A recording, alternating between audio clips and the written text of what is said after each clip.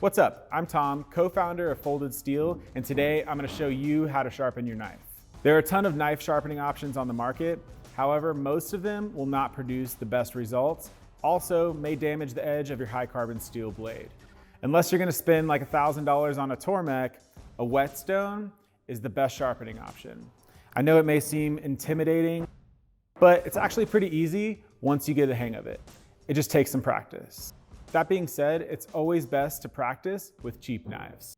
There are many different grits of whetstones, but for beginners, we recommend starting with a 1000, 6000 grit combo block. The grit system works just like sandpaper does. The higher the number, the finer it is. To start out, soak your whetstone in a container of water for 15 to 20 minutes. This will lubricate the stone and prevent the blade from overheating during the sharpening process. While you're waiting, you can go ahead and prep your area and make sure your knife is clean. Now that our stones are done soaking, put the rubber ring around the whetstone and place it in the base with the 1000 grit side facing up. The key to getting a sharp edge is a constant angle, hand position, and pressure. Place the handle in your dominant hand, thumb on the spine, pointer finger on the bottom of the blade. With your other hand, take 4 fingers and spread evenly across the middle of the blade. Sharpening to the correct angle is what most people are scared of, but there's an easy trick to that. Color the beveled edge of your knife with a Sharpie on both sides. This will come into play a little later on.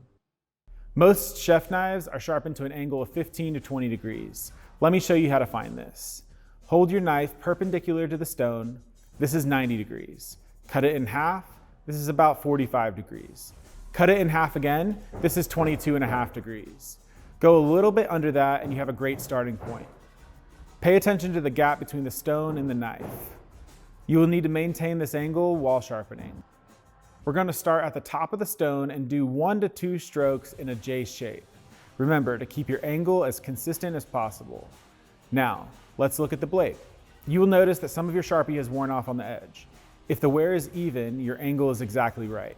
If the Sharpie has worn off on the edge, but not on the inside, your angle is too high.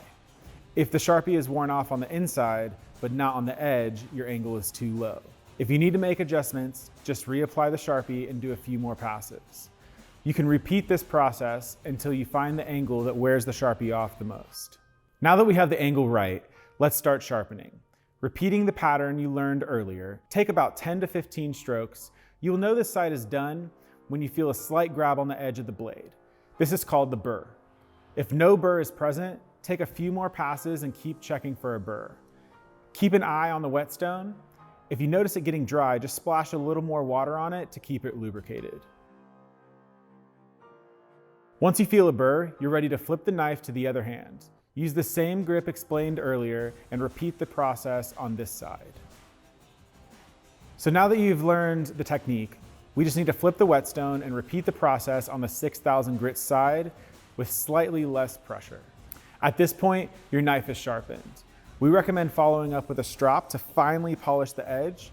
Load your strop up with compound, and you guessed it, same technique applies.